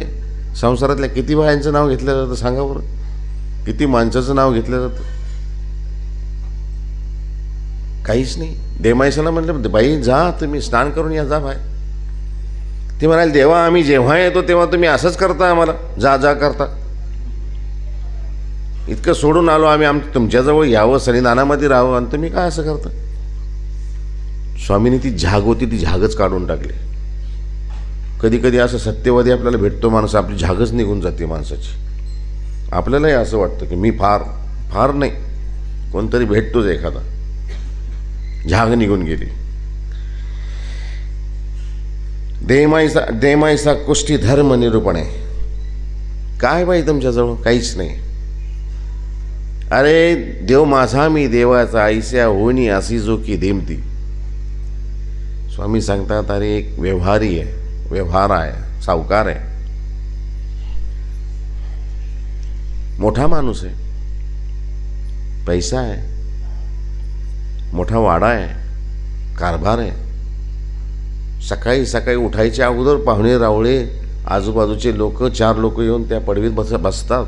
आजही पहा तुम्ही, आता हे जे निवडून आलेले आमदार लोक वगैरे आहेत, खासदार लोक आहेत, ते उठायच्या अगोदर लोक तयार असतात त्यांना भेटण्यासाठी. सत्ता असते, पावर असते. एकदा सत्ता निघून गेल्यानंतर ते सहन होत नाही आहे, लोक येणं बंद करतात. पावर नसली की विचारत नाही कोणी. पागल व्हायची अवस्था होऊन जाते त्यांची. सत्तेसाठी करोडो रुपये खर्च करावे लागतात त्यांना, ती सत्ता राहावी म्हणून. त्यांना ती सवय होऊन जाते. आमच्याकडे एक आमदार होते, काही दिवस मंत्री राहिले, 6 महिने. पडल्यानंतर ते पागल झाले. ते सहन होत नाही, सहन करू शकत नाही ते. आपण सहजासहजी, आता सर्वसामान्यांची गोष्टी करतो मी तुम्हाला. माणसाने गरिबीतून श्रीमंतीकडे जावं, श्रीमंतीकडून गरिबीकडे येऊ नये. ती फार अवघड अवस्था असते माणसाची. श्रीमंतीतून गरिबीकडे आलं ना, करमतच नाही, त्याला राहूच वाटत नाही. हां, गरिबीतून श्रीमंत व्हावं माणसाने. व्यवहार आहे. पहा, व्यवहारी उदाहरण स्वामींनी कसं दिलेलं आहे. एक व्यवहार आहे, सावकार आहे, मोठा माणूस आहे, ताकदवर आहे, सुदृढ आहे, बायको आहे, मुलं आहे, पाहुणे रावळे आहेत. काल बोलताना मी काय सांगितलं तुम्हाला? पैसा आहे तर पाहुणे नसतात. हो, काय होतं, जाऊ द्या, तो लय पैशावाला, स्वतःला लईच मोठा समजतो, त्याला पाहुणे रावळे नसतात, कमी असतात. ज्याच्याकडे पाहुणे रावळे असतात त्याच्याकडे पैसा नसतो. ज्याच्याकडे पाहुणे रावळे बी आहेत, पैसे बी आहेत, त्याची तब्येत ठीक राहत नाही. ज्याची तब्येत बी ठीक राहते, पाहुणे रावळे बी आहेत, पैसे बी आहेत, त्याला आयुष्य कमी पडतं. सर्व गुण संपन्न परिपूर्ण कोणी राहतच नाही. आता हा सावकार आहे, या सावकाराच्या घरी सगळ्या गोष्टी आहेत, उपलब्धी आहे, लोकही येतात, व्यवहारही सुरू आहे, घरी पत्नी आहे, मुलं आहेत. नेहमी काळ सारखा राहत नाही. सदा न चलता किसी का नाटक दुनिया के आंगण में, देख ले दर्पण में, मुखड़ा प्राणी जरा देख ले दर्पण में. काळ नेहमी सारखा राहत नाही. भरकाळ असतो एक, भरकाळीमध्ये तो माणूस सावकार आहे, पाहतो तो सगळ्यांना, सगळं व्यवस्थित आहे. काही दिवसानंतर परिस्थिती बदलती. लहान मुलं आता मोठे व्हायला लागले. मुलगा मोठा झाला की मग वडिलांनी काही निर्णय घेतला की मुलं म्हणतात आमच्या बापाला काही कळतच नाही, म्हातारा असंच आहे म्हणाले, विचित्रच. हे जुन्या विचाराचं आहे, त्याच्यामुळं असं होतं. हे विचार करतात की व्यवसाय वाढवावा, आणि पप्पा म्हणत असतो जा बस कर, जे आहे तेच सांभाळ. त्यांना वाटतं आमच्या वडिलांना आम्ही काही करावं आवडतच नाही, आमच्या मनासारखं काही करूच देत नाही. ही विचाराची तफावत येते. वडिलांच्या हातातले वडे थकत जातात, स्वतः आता मुलांच्या हातात यायला लागतात. मग पत्नी असते, बायको असते, ती सांगत असते आता मुलं मोठी झाली, त्यांच्या हातात द्या ना, आता त्यांना करू द्या ना, ते लहान होते तोपर्यंत ठीक होतं, आता सत्ता त्यांना द्या थोडी थोडी, आता तुमच्या पायाचे जे वाहन आहे त्याच्या पायात यायला लागले, आता मित्रासारखं राहा त्याच्यासोबत. घरचे टोचन सुरू होतात, यांची प्रकृती खराब होत जाते. होता होता असं होतं की एक दिवस त्या व्यवहाराला कुष्ठरोग होऊन जातो. त्या काळामध्ये कुष्ठरोग मोठा रोग समजला जायचा. मग व्यवहार कमी कमी होत जातं. व्यवहार कमी होत गेले की माणसं तुटत जातात. बाहेरची माणसं पहिले तुटले, जे अवांतर स्वार्थासाठी आलेले होते. त्याच्यानंतर ते व्यवहाराला जाते. हे झाल्यामुळं, कुष्ठ झाल्यामुळं पाहुणेरावळे लांब जातात की नको, त्याचं इन्फेक्शन आपल्याला व्हायला नको. आपल्याला जर झालं तर पाहुणेरावळे तुटायला लागतात. मग पुत्र वगैरे जे असतात ते जवळ येत नाही, होय की नाही. मग आता बायको आहे, तिचा बायकोला तर तिला साथ देणं आहे, पण ती बायकोही म्हणते बाबा आता तुझं कवर करावं, करायला हरकत नाही, पण तू बाहेर नको बसत जाऊ ना, तुझ्यामुळं लोक येणं बंद झाले, तू आपला आत बसत जाय. मग तो हा खाकरतो, थुंकतो, बाई काढते बी त्याचं. पण एक दिवस असं मनामध्ये विचार करते, अरे मर कोणी मर, अजूनही काय जित आहे, अरे तुझं कवर करावं लागणार. आता कोणी आजारी जरी पडला, किती प्रेमाचा माणूस असला, माणूस 1 दिवस 2 दिवस 15 दिवस महिनाभर वर्षभर करेल, एक दिवस त्यालाही कंटाळा येतोच की सगळ्या गोष्टीचं, आहे की नाही. माणूस गेलेला पोरला, पण जागेवर पडलेलं फार वाईट. त्यालाही अवघड होतं जीवन जगणं, करणाऱ्यालाही अवघड जातं. पुत्र ब्राह्मणी खंती करी, मर कोडी मर, अजूनही काय जिताय, का जगतोस म्हणाले. मग असं वैभवातलं एकदम हे जी पाहिली अवस्था, घर सोडून निघून जातो. कुठं जरी निघून जावं, कोणी भेटायला आल्यानंतर, कोणी बाबा आले, गुरु आले, बाबा सगळं चांगलं आहे हो, पण घरचे लोक असं वागतात, असं वाटतं कुठंतरी निघून जावं. देव आठवत नाही, देव दिसत नाही, कारण कधी सवयच नसते देवाकडे जायची, मंदिरात जायची. मग उबगला, त्रसला, मग एक गावाबाहेर दुबळेश्वराचं देऊळ आहे, त्या ठिकाणी जातो, त्या ठिकाणी राहतो. बोलणं टोचतं मनाला, हृदयाला टोचतं. शारीरिक व्याधीचा जेवढा त्रास नाही ना, तेवढा शब्दाचा त्रास होतो माणसाला. माणूस सगळं विसरतो, पण बोललेले शब्द विसरत नाही. ती घडी ते एखाद्या सर्पासारखे डसतच राहतात माणसाला. त्याप्रमाणे ह्याला ते शब्द टोचतात, मुलांचे, बायकोंचे शब्द टोचतात त्याला. घर सोडून जातो, दुबळेश्वराचं देऊळ आहे, त्या ठिकाणी राहतो. देवा काही खरं नाही, पाहून घेतलं म्हणाले संसार, तू माझा आणि मी तुझा, हेच खरं आहे, तुझ्याशिवाय कोण नाही आहे. ऐसा त्या देवाचा उंबरा उसीसे करूनही निजेला त्या ठिकाणी झोपतो. नुसता एवढा म्हणला की देव तू माझा आणि मी तुझा. उंबरा उसीसे करून निजल्यानंतर कोणी दर्शनाला येते, कोणी नैवेद्य घेऊन येते. देवाला नैवेद्य देवतेला दाखवले जाते. मग कोणाला तरी द्यावं, कोणाला ब्राह्मणाला द्यावं, तर हा त्या ठिकाणी बसलेला असतो. कोणी त्याला देतात ते. आता ते कुष्ठरोग झाल्यामुळं ते सगळे असे बोटं निघून गेले, त्याचे ते थापे झालेले सगळे असे. कोणी त्याला पाणी आणून देतं, मानवता धर्म म्हणून त्याला. कोणी पहिले बायकोला हाक मारावी लागायची, अगं पाणी आण. बायको म्हणायची थांबा जरा, माझ्या हातात काम आहे जरा, पहिले मी स्वयंपाक करते मग आणून देते. इथं कोणाला त्यांनी सांगितलं की हे मला पाणी दे रे, तर लगेच कोणतरी पाणी आणून देतात, खापरमध्ये पाणी आणून दिलं जातं तिला. बोलायचं काम नाही, मला भूक लागली, कोणतरी आलं तर त्या ठिकाणी देवा तू माझा मी तुझा एवढं म्हणलं तर त्या देवतेनं त्याला अन्नोदक पुरवते. भूक लागली याच्या अगोदर त्या ठिकाणी अन्न येते, पाणी तहान लागेल त्याच्या अगोदरच कोणतरी पाणी भरून ठेवतंय. देव तू माझा मी तुझा, मग ऐसा उंबरा उशीसी करून निजेला, निजतो, राहतो. मग घरचे लोक त्यांना बोलवायला येतात, चला बाबा घरी चला. ते म्हणाले जा, आजपासून तुमचा माझा काही संबंध नाही. ऐसा म्हणून त्या ठिकाणी राहिला. स्वामी सांगतात, दृष्टी तरी अन्नोदक पुरवले, अदृष्टी तरी आपले फळ दितले. दृष्ट रूपाने त्याला अन्नोदक ह्या ठिकाणी पुरवलं जातं लौकिक अर्थाने, आणि अदृष्ट अर्थाने त्या ठिकाणी वैतागलेला, त्रसलेला आहे. आणि तो त्या ठिकाणी देवतेच्या ठिकाणी येऊन जर म्हणतो की मी देवा तू माझा आणि मी तुझा, अदृष्टी तरी आपली फळ दितले देवतेने त्याला. कुष्ठी धर्माचे न्याय, देव माझा मी देवाचा, ऐस्या होनी असे जे की देमती, असं होऊन राहावं माझ्याजवळ. मी इतकं सोडून आलो, कोणाला सांगतोय? तुझ्याजवळ आहेच काय? मर्म स्वच्छ जीवा तू ते काही असे मा काय देसी, तुझ्याजवळ आहेच काय? तू दिलंच काय? आणि जेवढं होतं त्यातलं किती आणलं तू इथं? आल्यावर दिलं कोणाला? सांगतोय कोणाला? मी असा होतो, मी कलेक्टर होतो. अरे असशील, आता काय? आता कोण नाही ना. हे कुष्ठी धर्मनिरूपण आहे. महत्त्वाचं हे आहे की देव माझा मी देवाचा, ऐस्या होनी असू जी की दुमती. देव माझा आहे, मी देवाचा आहे, ही भावना शेवटपर्यंत त्या जीवाची असावी. देमाईसा कुष्ठी धर्मनिरूपणे ती लीळेची न्याय, तेची केवी ना कुष्टियाची दृष्टांते, तेची केवी ना सर्वज्ञ म्हणले. देव माझा मी देवाचा, ऐस्या परी असी जो की देमती, म्हणून नामे अनुसरण. मी तुला अनन्य गतीने शरण आलेलो आहे. बस तू जे म्हणशील तेच, हे अनुसरण आहे.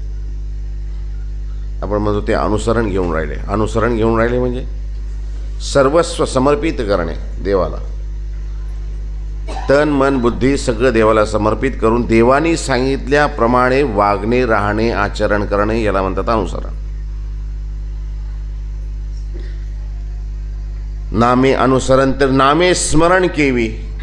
नामाने स्मरण होतं कशावरून? म्हणाले पहा, ना मांगरोळी श्री चांगदेव भटाची लीळेची न्याय. चांगदेव भट होते मांगरोळी, त्या ठिकाणी गोविंद प्रभूंचं त्यांना दर्शन झालेलं होतं. स्वामी त्यांना सोबत घेऊन जायचे. लहान मुलगा आहे. धोत्र धुण्यासाठी एक दिवस गेले. बाईसांनी सांगितलं, बाबा बाबांचे धोत्र घेऊन या. नदीवर गेले, धोत्र धुतले आणि धोत्र धुतल्यानंतर धोतर वाळू घातले त्या वाळवंटामध्ये. वाळू त्या ठिकाणी आहे. मग पायाचा खोपा बनवला, गुंफेसारखी ती बनली. ती लहानपणी खेळायचो, आम्ही बी खेळायचो. वाळूचा खोपा बनवला, दुसऱ्या पायाने दुसरा खोपा बनवला, त्याला वाट बनवली. मग वाट बनवत असताना जशी गोविंद प्रभू बाबांची रुद्धपूरला वाट पाहिली, जसे रस्ते होते तसे रस्ते बनवले. मग जसे चक्रधर स्वामी, ज्या ठिकाणी श्री चक्रधर स्वामींची भेट, गोविंद प्रभू बाबांची भेट झाली, तसं त्यांनी बनवलं. दोही देवा भेटी स्थान आहे त्या ठिकाणी. त्या ठिकाणी राजमठ बनवलं. राजमठातून निघालेत. मग विचारूची राय त्या ठिकाणी. मग आज कोणीकडे जायचे, आज इकडं जावं की इकडं जावं. मग 12 घोडे स्थान आहेत. मग पुढे गेल्यानंतर असे वेगवेगळे स्थान आहेत त्या ठिकाणी गोविंद प्रभू बाबांचे. गुंफा बनवल्यानंतर स्मरण करायचे. ही गोविंद प्रभू बाबांची गुंफा, हे भगवान श्री चक्रधर स्वामीची गुंफा. गुंफेमध्ये गेल्यानंतर तिथं म्हणायचे, श्री गोविंद प्रभू बाबांच्या चरणी माझा नमस्कार असो, श्री चक्रधर स्वामींच्या चरणी माझा प्रणाम असो.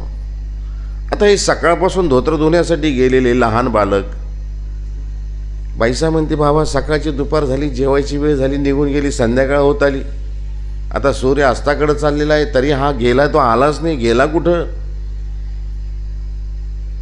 स्वामी पाहायसाठी येतात. पाहतात तर काय, त्या ठिकाणी हे खेळणं सुरू आहे त्यांचं. ही गोविंद प्रभू बाबाची गुंफा, ही श्री चक्रधर स्वामीची गुंफा. ह्या गुंफेतून गोविंद प्रभू बाबा आले, ह्या गुंफेहून श्री चक्रधर स्वामी आले. दोघांची भेट झाली. गोविंद प्रभू बाबांनी त्या रांधवन आटीतून निघाले, शेंगुळे बुंडे फेकले. श्री चक्रधर स्वामींनी ते स्वीकार केले. गोविंद प्रभू बाबा म्हणायला लागले, घे घे घे घे ना म्हणे, जाय मिली चक्रा होय, चक्र होय, श्री चक्रधरू होय. एक एक लीळा आठवायला लागले. स्वामींच्या श्रीचरणी प्रणाम, गोविंद प्रभू बाबांच्या चरणी प्रणाम, चक्रधर स्वामीच्या चरणी प्रणाम, असं उच्चार करायला लागले. खेळामध्ये इतके निमग्न झाले की त्यांना लक्षातच नाही की आपल्याला घरी जायचंय, स्वामींकडे जायचंय, बाईसा वाट पाहते, आपण जेवण केलं नाही, सगळं काही सुदबुद विसरून गेले.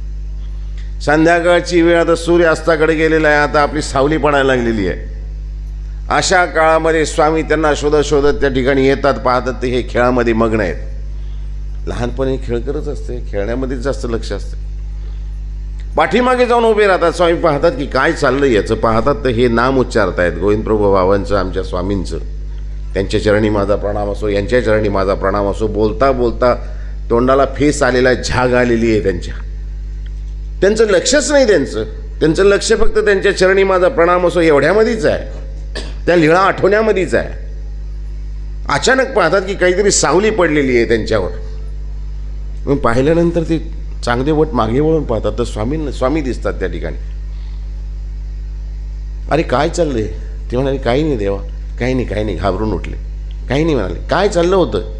ते म्हणाले काही नाही देवा, ही गोविंद प्रभू बाबांची गुंफा, ही स्वामींची गुंफा, ही त्यातले लीळा मी आठवत होतो. स्वामींनी ऐकलंय ते, पण ते बालमुखातून लढीवाळ बोलणं ते स्वामी ऐकत आहेत. गोविंद प्रभू बाबा ह्या गुंफेतून आले, चक्रधर स्वामी आले, इथं भेट झाली. म्हणत होतं मी त्यांच्या चरणी माझा प्रणाम असो, यांच्या चरणी माझा प्रणाम असो. स्वामींनी ते ऐकल्यानंतर स्वामी त्यांच्या चेहऱ्याकडे पाहतात, त्यांची निरागसता पाहतात. लहान मुलं इनोसंट असतात म्हणून आपल्याला हवेहवेसे वाटतात. ते मोठी माणसं आपण जवळ बसत नाही हो, त्यांच्या चेहरे भाकास बेसूर वाटतात त्यांचे. ते लहान मुलाच्या चेहऱ्याकडे पाहिल्यानंतर स्वामीच्या नावाचा उच्चार आहे. स्वामी कौतुकाने त्या ठिकाणी वाक्य बोलतात एक, अरे खेळ खेळीजे तो ऐसा. खेळ खेळायचा जरी असला तरी असा खेळ खेळावा की ज्या खेळामध्ये ईश्वराचं नाव आहे, ईश्वराचं स्मरण आहे, चिंतन आहे, मनन आहे. देवाने आम्हाला सांगितलं, देवाला सांगावं लागलं, अरे तुम्हा शयनाशनी भोजनी परमेश्वराची व्हावा किंगा. विधी सांगावी लागली आम्हाला. अरे तुम्हाला शयन करताना म्हणजे झोपेच्या वेळेस, आसनी थकून भागल्यानंतर बसल्या वेळेस, भोजनी येणे उपलक्षणी भोजन करते वेळेस भूक लागली तुम्हाला, ह्या 3 टायमाला माणूस विसरतो देवाला. अरे ह्या टायमाला विसरू नये म्हणजे 24 तास देवाला विसरूच नाही आहे, हे सांगावं लागलं, विधी सांगावी लागली. एवढं सांगायची गरज काय? अहो 24 तास आमच्या मुखामध्ये देवाचंच नाव असावं. देवाशिवाय आहेच कोण आम्हाला? कोण आहे आमचं? कोणीच नाही आमचं, कोणीच नसतं. अरे खेळ खेळीजे तो ऐसा. जीवन जगत असताना असं जगावं. लहान मुलाला कळलं, आम्हाला नाही कळलं. देव माझा मी देवाचा ऐस्या परी होऊन असे जो की जेमती तरी नामे स्मरण केवी ना मागरोळी चांगदेव भटाच्या लीळेची न्याय त्याचे केवी ना भिंगुरटीयेची दृष्टांते. स्वामी त्या ठिकाणी सांगतात की भिंगुरटीयेची दृष्टांते. भिंगुरटी असते, कीटक आहे, ती आळीला धरते आणि आळीला धरल्यानंतर त्या कीटकाला आणून आपल्या त्या घरामध्ये ठेवते. दार लिंबून जाते, मातीचं दार आहे ते लिंबून जाते. ती मारलेला डंक जे आहे ना, त्या भीतीने ते कीटक चिंता करत राहते की आता हे कीटक, आता ही किडा येईल, पुन्हा मला मारेल, डंक मारेल, आता येईल की काय, आता येईल की काय, त्याच्या ध्यासामध्ये ती राहते. असं करता करता त्या कीटकाला सुद्धा पंख फुटतात आणि पंख फुटल्यानंतर तीही भिंगुरटीचं रूप घेते. तसं नेहमी जसं तिला चिंतन होतं, मनन होतं, स्मरण होतं, ती केव्हाच विसरली नाही त्याने मारलेल्या त्या डंकाला की येईल, मला खाईल. आम्हाला चला देव भेटेल ना भेटेल. जुने आमचे अधिकरण म्हणायचे, अरे देव भेटेल ना भेटेल फार लांबची गोष्ट आहे. अरे नरक चुकले तरी पुष्कळ आहे. नरक तर चुकले पाहिजे, यमदूताचं मार्ग चुकला पाहिजे की नाही. फार भयानक यातना आहे त्या. महादयचा निरोपण सांगितलं, ती लीळा कधी वाचा तुम्ही. कशी ती लीळा, लोहपुतळी कशी सांगितली, आसीपत्र कसं सांगितलंय, ताम्रपत्र कसं सांगितलेलं आहे, कसं दुःख आहे, कुंभीपाक कसं सांगितलेलं आहे त्याच्यामध्ये. कुंभाचं पाक आहे मोठं म्हणाले. आम्ही नुसतं आठवतो आम्हाला की बुवा त्या हिटलरने काय केलं होतं, नाझी लोकांमुळं आम्हाला हार पत्करावी लागली पहिल्या महायुद्धामध्ये. म्हणून जेवढे लोक होते यहुदी लोक सगळ्यांना धरली आणि त्या मोठं एक असं चेंबर बनवलं लोखंडाचं आणि त्याच्यामध्ये असं गॅस सोडला, विषारी गॅस, आणि त्याच्यामध्ये तरफडून कितीतरी लोक मारले त्यांनी. तसं मोठं एक चेंबर आहे वर, मस्त मोठं टँक आहे एक लोखंडाचं, त्याला खालून अग्नी दिलेली आहे. त्याच्यामध्ये घाण आहे, सगळे विष्ठा आहे, पू आहे, वर त्याला एक छोटंसं झाकण आहे, त्याच्यात टाकलं जातं आम्हाला जीवाला. ती घाण याच्यामधून आम्ही वर येण्याचा प्रयत्न करतो. जसं ते यमदूत असं झाकण वर करून पाहतात, आम्ही वर येण्याचा प्रयत्न करतो. ते मुदगुलाचा फटका आमच्या डोक्यावर मारतात. त्याला कुंभीपाक म्हणतात. ताम्रपत्र एक तांब्याचा पत्रा, त्याला अग्नी दिल्यानंतर फार झटपट लाल होते ते, असा 12-12 कोसपर्यंत इतका लांब लांब तो पत्रा आहे अग्नीने, त्या अग्नीमुळं दिलेलं आहे, सामर्थ्याची अग्नी दिलेली आहे, त्याच्यावर आम्हाला टाकतात. तुम्ही पोळी पाहिली का? पोळी स्वयंपाक करताना तुम्हाला माहिती आहे सगळ्यांना, तवा गरम झाल्यानंतर पोळी गोल केली जाते आणि मग ती गरम झालेल्या तव्यावर टाकतात त्याला. जशी टाकली तशी 2 मिनिटांमध्ये ती भाजल्या जाते. पुन्हा त्याला वर करतात, पुन्हा दुसरीकडे टाकतात. तसं वर ताम्रपत्र आहे. आम्हाला ते शिक्षा भोगायच्या आहेत सगळ्या. हो, ताम्रपत्रावर टाकलं जातं, भाजलं जातं, समोरून टाकलं तर समोरून भाजतं. पुन्हा ते भाजलं, जोरजोरात ओरडायला लागलं की तर पुन्हा यमदूत चिमट्यानं धरतात आणि उलटं करतात आम्हाला. असं वर आहे ते, त्याला ताम्रपत्र म्हणतात. चपाती भाजताना तुमच्या लक्षात घ्या, हे आहे वर. हां, पण हे तेव्हा चुकल जेव्हा इथीच्या होईच ते चुकते. हे चुकू शकतं, हे होत नाही, होणार नाही, पण केव्हा? जर तिथं अनन्य गतीने शरण गेलो तर. हेच नव्हे, अजून ते अशोकचं झाड पाहिलं तुम्ही, त्याला असे पानं असतात. सरूचं झाड पाहिलं? सरूच्या झाडासारखं एक झाड असतं, त्याला अशा तलवारीसारख्या पाते असतात, तीक्ष्ण एकदम. असं त्याला उंच नेतात ते यमदूत, उंच नेतात त्या जीवाला आणि वरून त्याला सोडतात. वरून सोडल्यानंतर जसा तो झाडावर पडतो ना, आता वरचं ते गुरुत्वाकर्षण असतं त्याच्यामुळे ते खाली येतं बरोबर. वरून ज्यावेळेस पडला की त्या पानावर पडतो, त्या पातावर खाली येईपर्यंत इतके बारीक बारीक बारीक बारीक राई इतके तुकडे होतात त्याचे. पुन्हा त्याला जोडवतात, पुन्हा वर नेतात, पुन्हा फेकतात त्याला. 1-2दा बी नाही, हे असं अनंतकाळपर्यंत दुःख आहे.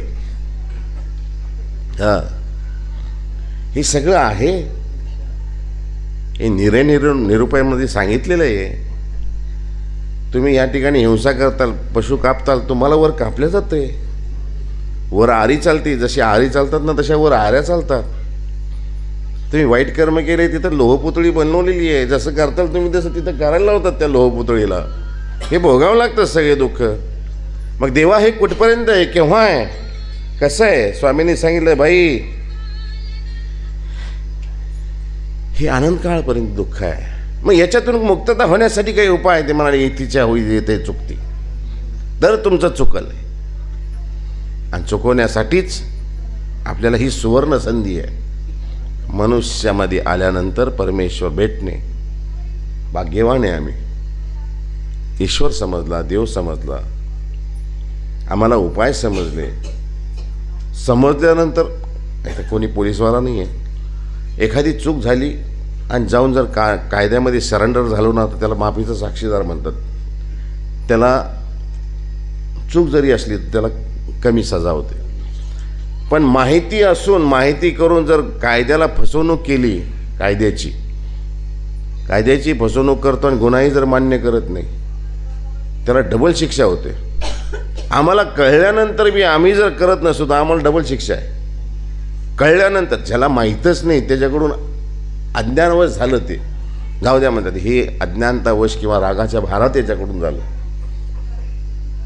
पण सगळं जाणून बुजून जर तुम्ही करत असताल, तुम्हाला कळतंय आता हे मानवाचं देह आम्हाला पुन्हा पुन्हा नाही, पुन्हा पुन्हा आम्हाला ईश्वर भेटणार नाही, पुन्हा पुन्हा आम्हाला हे ज्ञान भेटणार नाही.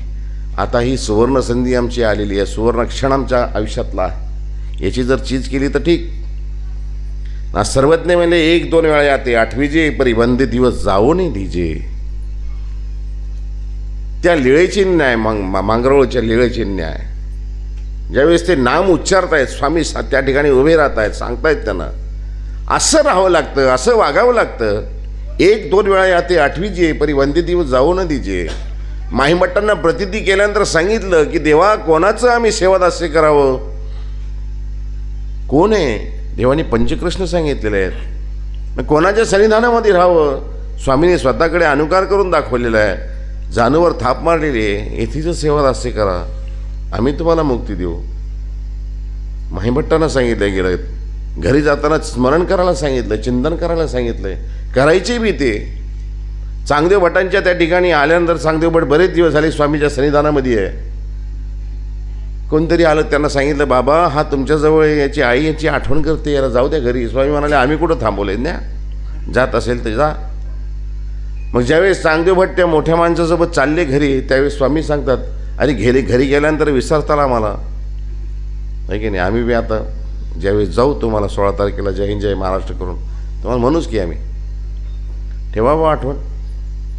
ती म्हणतात बाबा आठवण ठेवा. साहजिक सहज भाषा असते, है ना? पण ह्या ठिकाणी ईश्वर सांगतायत, देवानी सांगितलं. काय सांगितलंय त्यांना निघताना? चालले तर घरी, पण 1-2 वेळा ते आठवीचे आठवण करा, चिंतन करा, स्मरण करा देवाचं. अष्टप्रहर स्मरण करायला सांगितलंय. अष्टप्रहर नाही जमत तुला 6 प्रहर कर, 6 प्रहर नाही 3 प्रहर कर, 3 प्रहर नाही 1 प्रहर कर. अरे कर ना, करतच नाही. काय कसा माणूस आहे बाबा? 1-2 वेळा या ते आठवीचे. अरे 1 प्रहर 2 प्रहर का होईना, कमीत कमी ईश्वराचं चिंतन कर, मनन कर. पण वंद्य दिवस जाऊ नये तिचे, फुकट व्यर्थ घालू नको. ज्या झाडाला फळ येत नाही त्याला ठेवतो का आपण? कापून टाकतो त्याला, काय कामाचं नाही.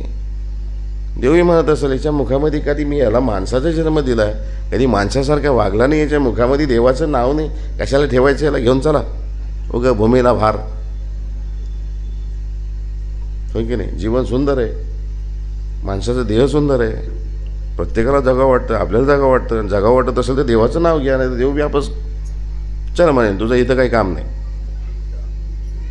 वंद दिवस जाऊ नये तिचे, व्यर्थ दिवस जाऊ द्यायचं नाही. नाव घ्यायचंच, सेवा करा, साधू संतांच्या सत्संगामध्ये जा, चिंतन करा. वस्तुस्मरण ती स्मरणची किंगा. अभ्यासाचं पुस्तक घ्या हातामध्ये, ते केल्यानंतर तेही सेवादास्य करा, शास्त्र वाचा, काही हरकत नाही. स्मरण गाठी घेऊनच बसावं असं काही नाही आहे, गाठीच हातामध्ये पाहिजे असं काही नाही आहे. देवासमोर ह्याच वेळेला बसावं असंही काही नाही आहे. चालता बोलता उठता बसता फुकाचे घ्या वदनी हरिनाम. देवाचं नाव घ्या. उठून या प्रातःकाळा, घेऊन या हाती माळा. चिंतन करा हो सर्वज्ञाचे, सार्थक होईल जीवनाचे. जीवनाचं सार्थक करायचं असेल तर ईश्वराचं नाव मुखामध्ये असावं, चिंतन असावं. वंद्य दिवस जाऊ न तिचे, म्हणून नामे स्मरण. स्मरण म्हणजे पुन्हा पुन्हा आठवणे, चिंतन करणे, मनन करणे. अभिलाष शोध चिंताचे स्मरण ही अवस्था आहे. अभिलाष एखाद्याची इच्छा करणे, शोध त्याच्यानंतर त्याचा शोध घेणे, चिंतन. चिंतन म्हणजे पुन्हा पुन्हा आठवणे, स्मरण करणे, त्यांचं गुणानुमोदन करणे, हे स्मरण सांगितले. नामे स्मरण ही 4थी अवस्था आहे. स्मरण करत राहो, त्यांचं गुणानुमोदन करत राहो, आठवत राहो ते कसे आहेत. आता स्वामी उठले असतील, आता स्वामी आसनावर बसले असतील, आता स्वामीचं पूजावसर सुरू असेल, मग पूजावसर सुरू असताना स्वामीची सर्वांग सुंदर मूर्ती असेल, मग नागदेवाचार्यांनी विविध प्रकारची फुलं आणलेली असतील, मग बाईसांनी स्वामींसाठी फुलाचे जे हार बनवले असतील, मग गळदंड आहे, श्रीमुकुटमाळा आहे, श्रवणी झळंबुके आहे, बाहुभूषण आहे, कळ्याचे हातसरे आहे, श्रीकरी पुष्पाचा स्तबक आहे. स्वामी आसनावर बसलेले आहेत, भक्तजन स्वामींच्या समोर आहे. बाईसांनी पंचारती घेतलेली आहे, पंचारती ओवाळते स्वामीला. बाईसाचे 8-7 भाव प्रकट आहे. स्तंभ स्वेद रोमांस स्वरभंग वैपत्त वैवर्ण अश्रू पडलंय. भक्तजन त्या ठिकाणी आहेत, स्वामीची स्तुती करतायत. हो, स्वामींना जे काही असेल आपली स्तुती सुमने ते स्वामींना अर्पण करत आहेत, स्वामीचं गुणानुमोदन करतायत. बाईसा दसांग धूप दाखवतीये, बाईसा चंदनाचा आडा रेखीतीये. हे आठवायला पाहिजे ना, स्वामींचा पूजावसर आठवायला पाहिजे. स्मरण आहे, स्मरणामध्ये आहे. स्मरण चिंतन, दुपारचा पूजावसर, सकाळचा पूजावसर, संध्याकाळचा पूजावसर. स्वामी निरूपण करत असतील, लाईट नसेल, मग तुपाचा दिवा लावलेला आहे, तूप संपलं मग तेलाचा लावला आहे, मग नारळाच्या तेलाचा लावला आहे. स्वामी समोर बसून निरूपण करतायत, स्वामींना सांगतायत, घोकून घेत आहेत. हे आठवायचं, हे स्मरण आहे, देवाचं स्मरण आहे, चिंतन आहे. म्हणून नामे स्मरण तरी सकळ निरोध परी हरी ते केवी. ना रुद्धपुरी मार्गी दायंबा मौन्य विहिले. अजून काय होतं नामाचं स्मरण केल्याने, चिंतन केल्याने? अजून काय काय घडतं? तरी नाम सकळ निरोध परिहरी. नामामुळे जेवढेही निरोध आहे, आपले त्रास आहे, ते सकळ परते सारले जातात, ढकलल्या जातं. वायफर पाहिलं तुम्ही? वायफर, घरामध्ये वायफर असतो. पाणी टाकल्यानंतर असं धरून ओढलं की सगळं पाणी निघून जातं, साफ होऊन जाते फरशी. सकन निरोध आमचे जेवढे आहेत ना ते वायफरचं काम करते. नामाचं स्मरण पूर्ण साफ करून टाकते. सकन निरोध परिहारी. त्रास जरी असला तरी बिलकुल नामाचं चिंतन करा, स्मरण करा, बिलकुल साफ करून टाकेल. दुःख आहे, इंगळी चावलेली आहे. कोणाला चावली? निळभट्ट भांडाळेकरांनी. काय केलं त्यांनी? त्रास तर भयंकर आहे इंगळीचा. स्तुती केली स्वामींची. स्तुती केल्यामुळं काय झालं? त्रासच जाणवला नाही. सकळ निरोध परिहरी. देवाची स्तुतीच तशी आहे. स्तुती करायला लागले स्वामींची. स्वामी ऐकतायत आणि ते दुःख त्यांचं हरल्या जातं. एवढी ताकद त्या नावामध्ये आहे. सकळ तरी नामे सकळ निरोध परिहारी. त्रास असतील तर त्रासही दूर होतात. दुःखी त्रसित आत्मा आमची ज्यावेळेस आम्ही हॉस्पिटलमध्ये राहतो, गुरु आले किंवा सुहृद आले, मोठे कोणी आले, देवाचं नाव घ्या, देवाचं चिंतन करा, स्मरण करा, देव चांगलं करील. सगळे उपाय थकल्यानंतर डॉक्टरसुद्धा म्हणतात आता मी तर माझे प्रयत्न केले, आता देवाच्या हातात आहे. देवाची आठवण करा बाबा, देव दुःख निवारण करेल तुमचे. सकळ निरोध परिहारी. त्रास दूर होतात. कसे? ते केवी ना रुद्धपूर मार्गी दायंबा मौन्य बिहिले. रुद्धपूरला जायच्या अगोदर दायंबानी त्यांना थोडासा मुखाचा त्रास झाला. स्वामींनी सांगितलं रुद्धपूरला तुम्ही जा. त्या ठिकाणी सोबत त्यांच्या काही 5 वस्तू दिल्या. पुडवाटुवा दिला, 5 वरणी जाडी दिली. अशा काही वस्तू गोविंदप्रभू बाबांना अर्पण करा. त्या ठिकाणी राहा. गोविंदप्रभू बाबांच्या इच्छेप्रमाणे राहा. त्यांना त्रास होईल असं काही वागू नका. असा सगळा विधी विहिला त्यांना. त्या ठिकाणी त्रास असल्यामुळं तिथं पाठवलं गेलं होतं. आता मुखरोग होता म्हणजे मुखरोग काही असू शकतं. आताचे मुखरोग काही व्हायला लागले, गुटखा खाल्ल्यामुळं किंवा आमक्यामुळं, तसं काही असेल त्रास. मध्ये एक नवीनच बुरशी रोग आलता, सगळे लोकांचे दातच काढावे लागले. महाभयंकर त्रास असेल, मुखरोग झाला म्हणला त्या ठिकाणी म्हणलं गेलं. त्या काळात नव्हते, त्या काळात त्याला दुसरं नाव असेल. पण असाच काहीसा त्रास त्यांना झालेला, बोलता येत नव्हतं. आणि मग रुद्धपूरला पोहोचले दायंबा गोविंदप्रभू बाबांच्या सन्निधानामध्ये. त्या ठिकाणी राहिले. मग इच्छेप्रमाणे राहायला लागले. एक दिवस गोविंदप्रभू बाबांना इच्छा झाली. आता हे आबाईसांना माहिती होतं यांना त्रास आहे मुखरोगाचा, बोलत नव्हते ते, मौन राहायला स्वामींनी सांगितलंय. एक दिवस गोविंदप्रभू बाबा म्हणाले, अरे मला स्नानाची इच्छा झाली आहे, स्नान घालतो कस काय मला?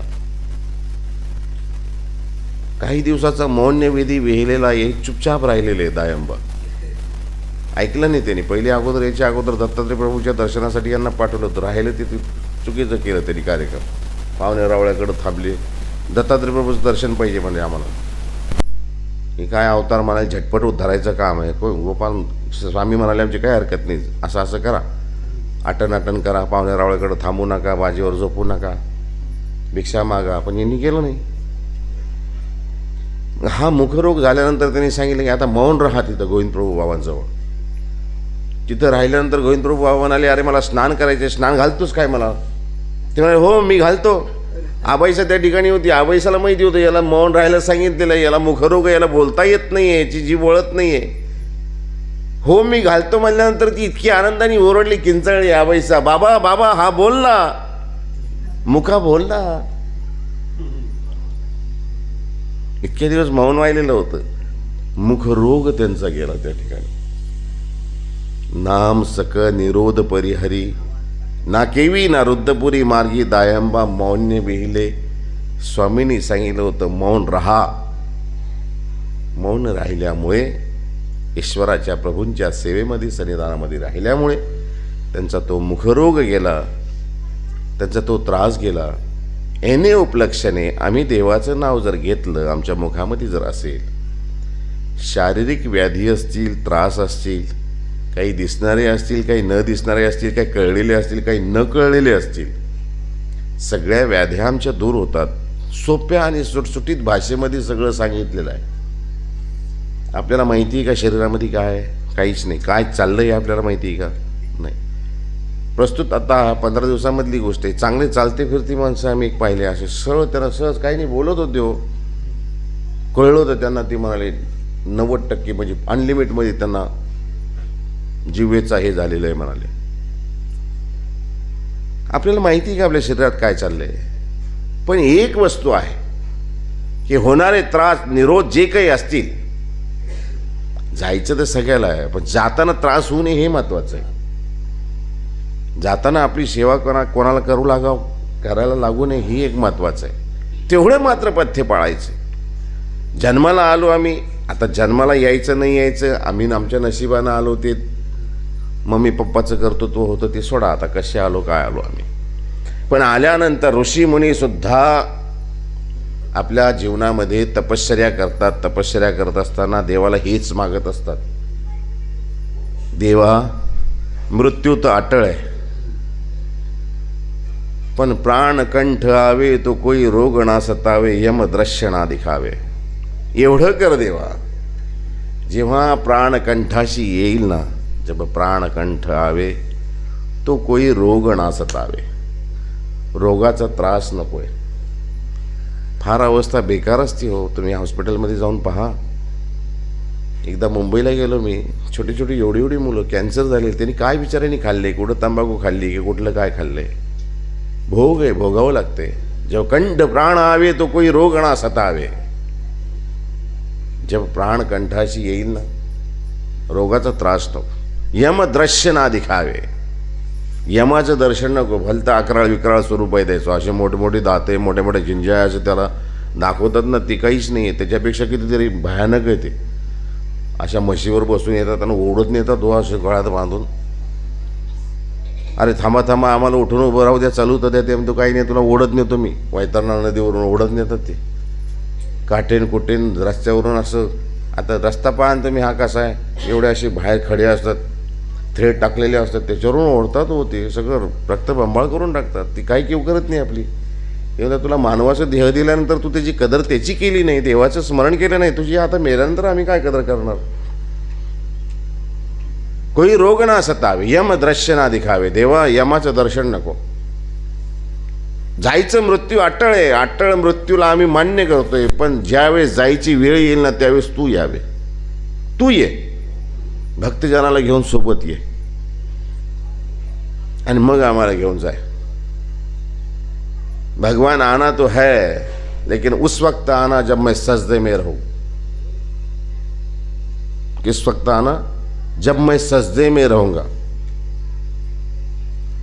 कि जाते समय मुझे भी खुशी हो और ले जाते समय तुझे भी खुशी हो. जेव्हा मी तुझ्या श्री चरणाशी असेन, तुझी पूजा पाठ करत असेन, तुझ्या पूजेमध्ये असेल, त्यावेळेस मला घेऊन जायतो. जाताना तुलाही आनंद वाटला पाहिजे की अरे माझं नाव घेत असताना मी याला वर आणलेलं आहे, आणि मलाही आनंद वाटला पाहिजे की ज्यावेळेस मी देवाचं नाव घेतो त्यावेळेस देव मला घेऊन गेलेला आहे. असा जोड जमला पाहिजे दोघांचं. देवाचं नाव मुखामध्ये आणि देव घ्यायला आला, याच्यापेक्षा भाग्य काय. शरशय्येवर पडलेले भीष्मदेव मृत्यूची वाट पाहतायत. काय उत्तरायण दक्षिणायन हे जे काही होतं, हे आता हे उत्तरायणामध्ये गेलं, दक्षिणायनामध्ये गेलं, तिकडे गेलं की देवता फळाला जातात, इकडे गेले की नरकामध्ये जातात, राक्षसयोनीला जातात. आता हे सगळ्या बोलायच्या गोष्टी आहेत. खरं कारण हे होतं की भीष्मदेवांना काही अडचण आल्यानंतर भीष्मदेव आपल्या आईकडे जायचे, गंगेकडं. त्यांना विचारायचे, महाभारतात हे कसे असे बरेच प्रसंग आहे, आईकडे जायचे, विचारायचे. शरशय्येवर पडल्यानंतर गंगा मैया स्वतःची माता त्यांना भेटायला आली भीष्माला, आणि भीष्माला म्हणाली, भीष्म कसं वाटतंय?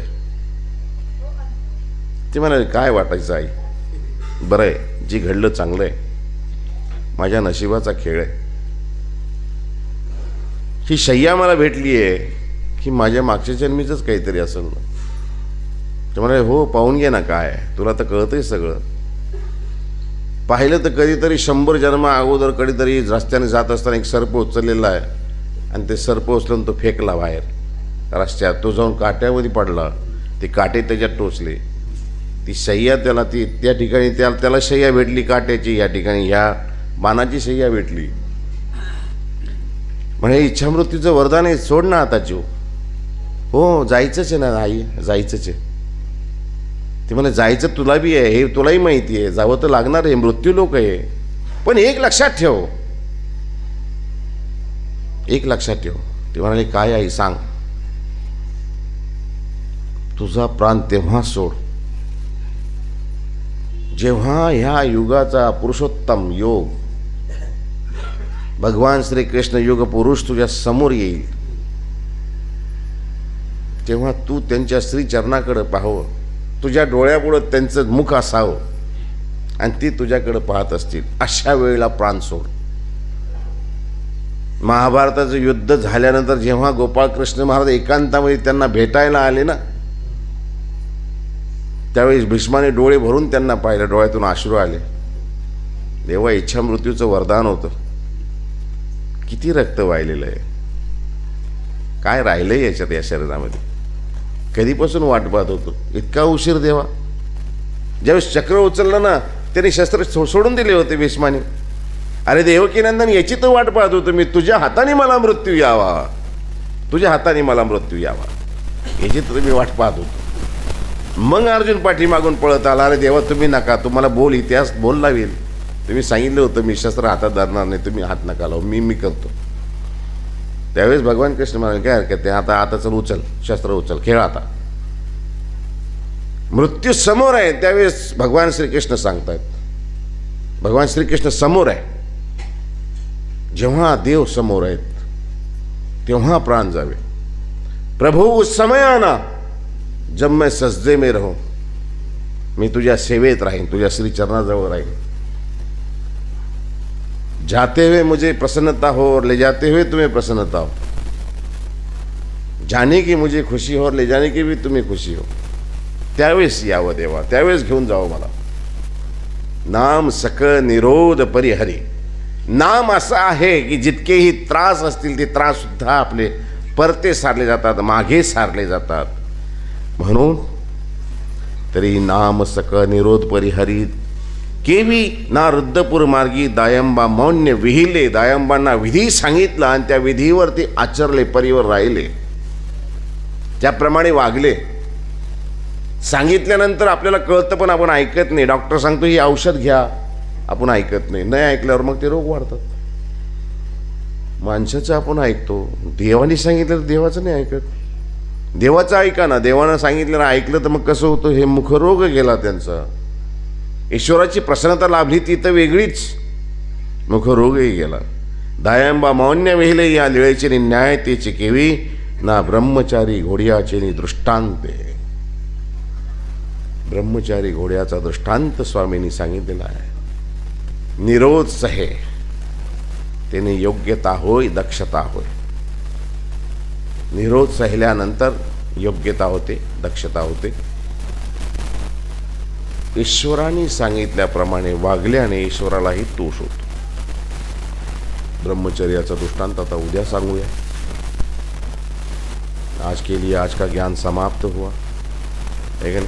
एवढं बी पचलं पाहिजे. जेवढं सांगितलेलं आहे त्याचं रवंत करा. जास्त सांगितल्यावर बी पचायचं नाही, जास्त सांगितल्यावर बी पचायचं नाही. म्हणजे बाबा खूप सांगतात, आठवायचं नाही, आहे की नाही. पण जेवढं सांगितलं तेवढं लक्षात ठेवा. सोपं सुटसुटीत, जास्त डीपमध्ये न जाता सहज समजेल असं सरळ सरळ तुमच्या भाषेमध्ये, मला जी भाषा आहे ती सहजसोपी त्या भाषेतच सांगितलं. अवघड वाटते का? अजिबात नाही, वाटली बी नाही पाहिजे. सर्वज्ञ श्री चक्रधर